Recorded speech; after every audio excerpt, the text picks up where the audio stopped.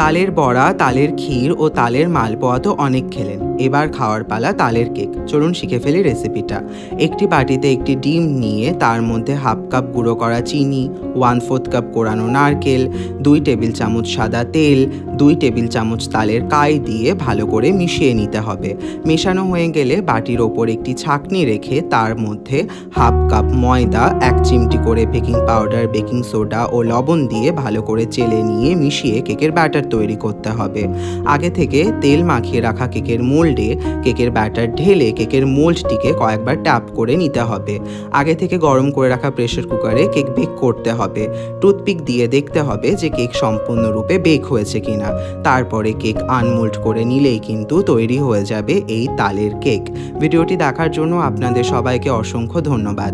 ভিডিওটি যদি ভালো লাগে তাহলে ঘরোয়া দিনলিপিতে সাবস্ক্রাইব করে পাশে থাকবেন।